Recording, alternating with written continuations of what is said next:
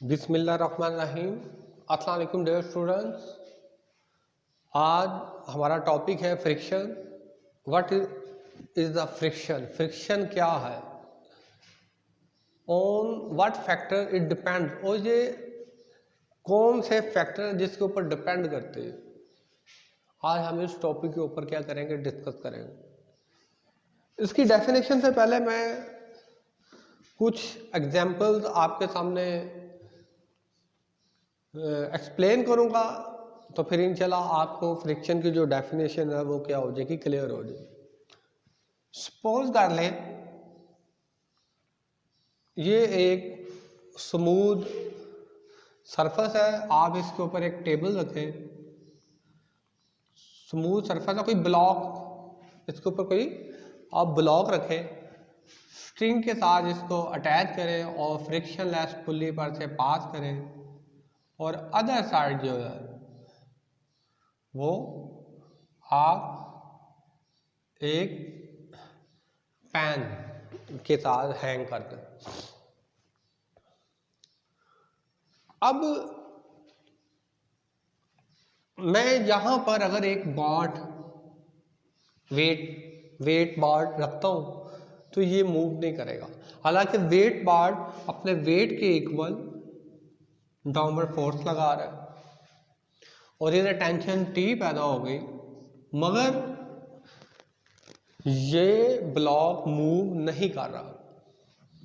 फिर मैं और इस पे वेट डालता हूं, जो डाउनवर्ड फोर्स इंक्रीज होगी, इधर से टेंशन फोर्स इंक्रीज हो गए, मगर अगर ये ब्लॉक मूव नहीं करता तो इट मीन कि कोई ऐसी अपोजिंग फोर्स है जो इसको मूव करने से रोक रही है।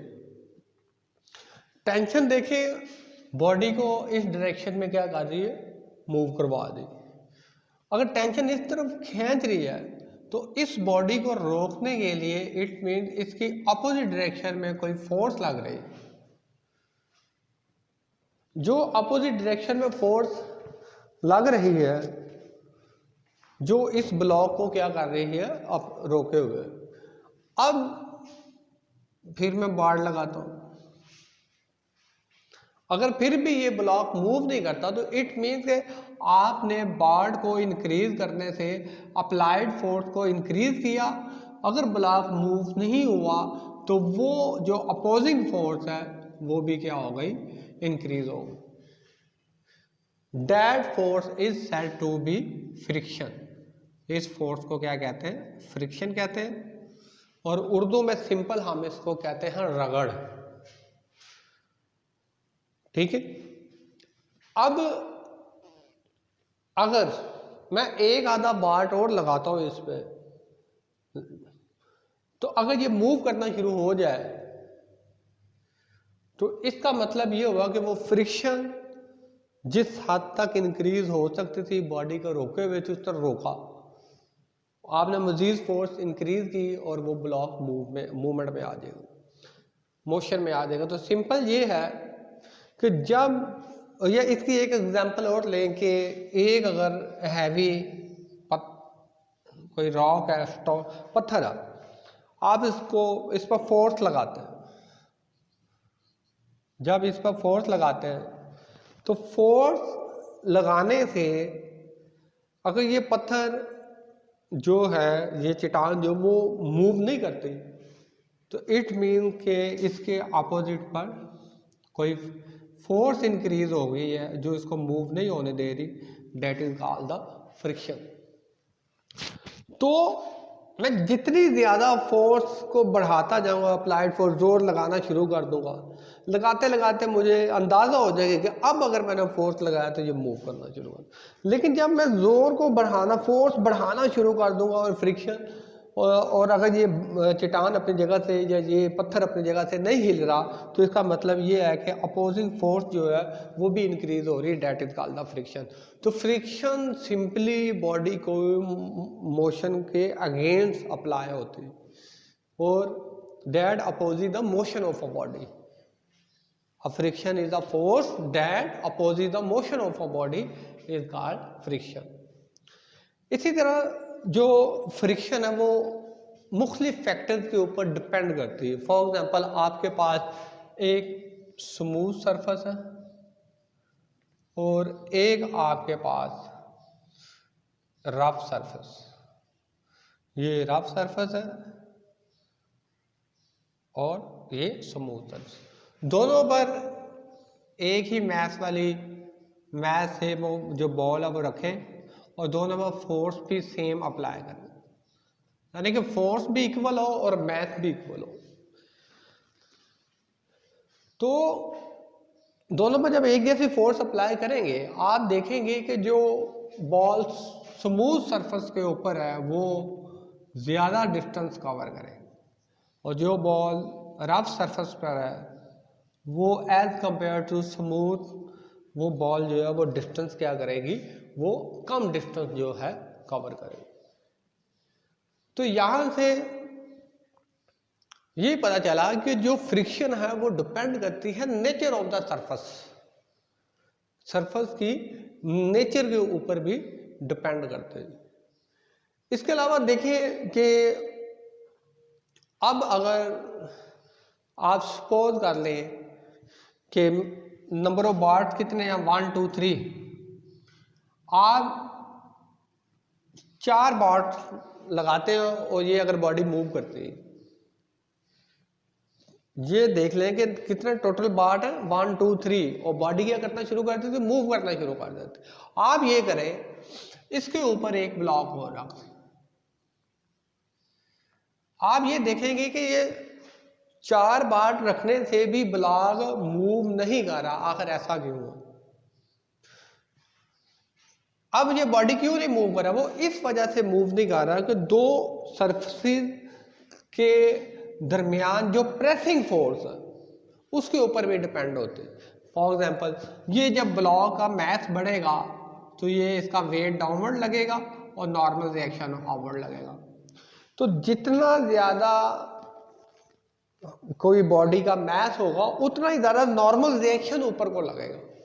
तो फ्रिक्शन प्रेसिंग फोर्स पर भी डिपेंड करती है, क्योंकि प्रेसिंग फोर्स से नॉर्मल रिएक्शन क्या होता है, इंक्रीज होता है। ठीक है, तो नेचर ऑफ द सरफेसेस और प्रेसिंग फोर्स जो कि डाउनवर्ड लगती है उसके नतीजे में पैदा होना जो रिएक्टिव फोर्स है, नॉर्मल फोर्स है, उस पर भी फ्रिक्शन क्या करती है, डिपेंड करती है। ये जितनी ज़्यादा रिएक्टिव फोर्स होगी फ्रिक्शनल फोर्स उतनी ही ज़्यादा होगी।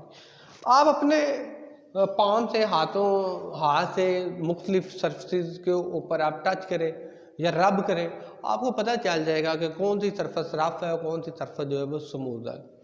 और ये भी मालूम हो जाएगा कि जितनी स्मूदर सरफेस होगी बॉडी उतना ज़्यादा डिस्टेंस कवर करेगा और जितनी रफ सरफेस होगी बॉडी का जो मूवमेंट है वो क्या हो जाएगी, मोशन कम हो जाएगी, कम डिस्टेंस कवर करेगा। इसका मतलब ये हुआ कि कम डिस्टेंस कवर करने के हम मतलब ये है कि उस रफ सरफेस पर फ्रिक्शनल फोर्स जो है वो क्या है, वो ज़्यादा। अब ये है कि इसके साथ साथ ये देखें कि आखिर दो सरफेस के दरमियान फ्रिक्शनल फोर्स क्यों पैदा होती। सपोज कर लें कि आप कोई सरफेस ये है, आप इसका मैग्नीफाइड व्यू ले, यानी आप इसका माइक्रोस्कोपिक व्यू लेंगे। तो आप जब इसका माइक्रोस्कोपिक किसी सरफेस का व्यू लें तो आपको इसमें पिट्स एंड बम्प्स जो है वो छोटे छोटे नजर आएंगे, जो कि आम नेकेड आई से तो नहीं नजर आएगा, मगर जब इसको माइक्रोस्कोपिक व्यू करेंगे तो फिर आपको वो नजर आएगा। असल में जब दो सरफेसेस एक जो के माइक्रोस्कोपिक व्यू के जरिए नजर आता है कि उसमें छोटे छोटे पिट्स एंड बम्प्स हैं। जब दो सरफेसेस आपस में रखते हैं, हम एक दूसरे का इन कांटेक्ट लाते हैं, तो ये पिट्स एंड बम्प्स जो है ये एक दूसरे के एडजस्ट हो जाते हैं और ये कोल्ड वेल्ड बनाते हैं। और यही कोल्ड वेल्ड जो होता है ये इनको मूव करने से बॉडी को फ्रिक्शन का सबब बनते हैं और बॉडी को मूव नहीं करने देते। क्या बनाते हैं? ये कोल्ड वेल्ड बनाते हैं। क्या कहा कि जब आप किसी सरफेस का माइक्रोस्कोपिक पॉइंट ऑफ व्यू ले तो उस सरफेस के अंदर आपको छोटे छोटे पिट्स एंड बॉन्स नज़र आते हैं, और फिर जब हम इन दो सरफेसेस को एक दूसरे के साथ इन कांटेक्ट करते हैं तो ये पिट्स एंड बॉन्स एक दूसरे में एडजस्ट होते हैं और कोल्ड वेल्ड बनाते हैं, जो कि उस बॉडी में फ्रिक्शन प्रोड्यूस करते हैं और बॉडी को मूव नहीं करने देते। अब हम आते हैं लिमिटिंग फ्रिक्शन। लिमिट यानी कि एक लिमिट हद तक। What is the limiting friction? आप ये देखें कि जब आप 4 बार लगाते हैं, डाउनवर्ड फोर्स इंक्रीज हुई, टेंशन इंक्रीज हुई, मगर ये ब्लॉक मूव नहीं कर रहा। जब ये ब्लॉक मूव नहीं करेगा, इट मीन के फ्रिक्शनल फोर्स भी क्या होगी, इंक्रीज होगी, और जब वो फ्रिक्शनल फोर्स इंक्रीज हो तो इट मीन के बॉडी मूव नहीं करेगा। आप नंबर ऑफ बार और लगाएं, एक और ऐड करें, अगर फिर भी ब्लॉक मूव नहीं करता तो हालांकि बार डालने से क्या होगा, टेंशन इंक्रीज होगी जो कि पुल्ली की तरफ इस ब्लॉक को मूव करने की कोशिश कर रही है, मगर अब अगर ब्लॉक मूव नहीं करता तो इसका मतलब ये है कि फ्रिक्शन भी क्या हो गई है, इंक्रीज हो गई है, जो इस टेंशन को कैंसिल कर दिया और ब्लॉक रेस्ट में है। यानी ये कहने का मकसद हुआ कि आप इधर से नंबर ऑफ बार्स को इंक्रीज करते जा रहे हैं, ब्लॉक मूव ना होने का मतलब ये है कि इधर से फ्रिक्शनल फोर्स भी क्या होती जा रही है, इंक्रीज होती जा रही है। तो इट मीन अप्लाइड फोर्स के इंक्रीज करने से फ्रिक्शनल फोर्स भी क्या हो जाती है, इंक्रीज हो जाती है। अब एक्सपेरिमेंट के दौरान कुछ जजमेंट हो जाएगी कि आपको अंदाजा हो जाएगा कि अब अगर आप इसमें 6 बार यानी कि 6ठा बार जब आप डालते हैं, डालने के साथ ही वो अगर ब्लॉक मूव करना शुरू कर दे हल्का हल्का, तो इसका क्या मतलब है? इसका मतलब है जब आप 1 2 3 4 5 बार डाले आपने तो अप्लाइड फोर्स इंक्रीज हुई, मगर ब्लॉक मूव नहीं होते, इधर से फ्रिक्शनल फोर्स भी बार के हिसाब से क्या होती जा रही है, इंक्रीज होती जा रही है। इंक्रीज होते होते होते उसकी एक मैक्सिमम वैल्यू आ गई, यानी कि फ्रिक्शन अपनी उस मैक्सिमम वैल्यू तक ही इंक्रीज हो सकती थी। उसके बाद जैसे ही आपने 6ठा बार डाल के अप्लाइड फोर्स को बढ़ाया तो क्या हुआ, वो फ्रिक्शनल फोर्स जो है, जो फ्रिक्शन है उस मैक्सिमम से ऊपर इंक्रीज नहीं हो पाई, क्योंकि वो अपनी मैक्सिमम लिमिट तक पहुंच पाई और ब्लॉक क्या करना शुरू कर दिया, मूव कर दिया। तो वो जो मैक्सिमम वैल्यू है फ्रिक्शन के, उस फ्रिक्शन को फिर हम क्या कहते हैं, लिमिटिंग फ्रिक्शन कहते हैं। कौन सी फ्रिक्शन हुई, वो लिमिटिंग फ्रिक्शन हुई, उसे फोर्स ऑफ लिमिटिंग फ्रिक्शन भी कहते हैं, और उसको किससे जार करते हैं, एफएस। एक बार याद रखिएगा, ये जितना ये फोर्स ऑफ लिमिटिंग फ्रिक्शन ये डायरेक्टली प्रोपोर्शनल आर, यानी कि नॉर्मल रिएक्शन के। और ये कैसे नॉर्मल रिएक्शन इंक्रीज होगा, जितना ऊपर जितना वेट इंक्रीज होगा वो कैसे, जितना ब्लॉक्स बढ़ाते जाएंगे नॉर्मल, वो उतना ही सरफेस को प्रेस करेगी, उतना ही नॉर्मल रिएक्शन क्या होगा, इंक्रीज होगा। तो वो लिमिटिंग फ्रिक्शन भी क्या होनी शुरू हो जाएगी, इंक्रीज होना शुरू हो जाएगी। प्रोपोर्शनल के इक्वल साइन में चेंज करने साथ एक कांस्टेंट अप्लाई होगा। यहाँ पे जो कांस्टेंट है वो म्यू है, और इसे कहते हैं कोफिशिएंट ऑफ फ्रिक्शन, उसको कोफिशिएंट ऑफ फ्रिक्शन कहते हैं। और यहां पर देखें कोफिशिएंट ऑफ फ्रिक्शन आर किसके इक्वल है, डब्ल्यू के, क्योंकि downward force W, upward force R equal है, और डब्ल्यू किसके इक्वल है, एम जी के। तो यहां आर की जगह क्या आ जाएगा, F S mu M G, ये इक्वेशन आ जाएगी फ्रिक्शन की, लिमिटिंग फ्रिक्शन की इक्वेशन आ गई। अब इसमें एक चीज और देखें कि यहां से देखें F S is equal to mu R, और यहां पर देखें F S over R is equal to, यानी कोफिशिएंट ऑफ फ्रिक्शन जो है वो रेशो है किसके दरमियान, limiting value of friction over normal reaction. इस रेशियो को हम क्या कहते हैं, coefficient of normal, coefficient of friction कहते हैं। तो ये हमारा टॉपिक था फ्रिक्शन का। तो फ्रिक्शन की डेफिनेशन जो बनी, the force that opposes the motion of a body is called the friction, और it depends upon the nature of the two surfaces and the normal reaction are. ठीक है। और लिमिटिंग फ्रिक्शन वो friction होती है जिस हद तक फ्रिक्शन की वैल्यू अपने आप को बढ़ाती है और उस वैल्यू के बाद वो फ्रिक्शन अपनी वैल्यू को इंक्रीज नहीं कर पाती, उसको हम क्या कहते हैं, लिमिटिंग फ्रिक्शन कहते हैं। तो उम्मीद है कि आपको आज का टॉपिक समझ आया होगा। यूएमडी चैनल को लाइक करें, शेयर करें और सब्सक्राइब करना ना भूलिएगा। शुक्रिया।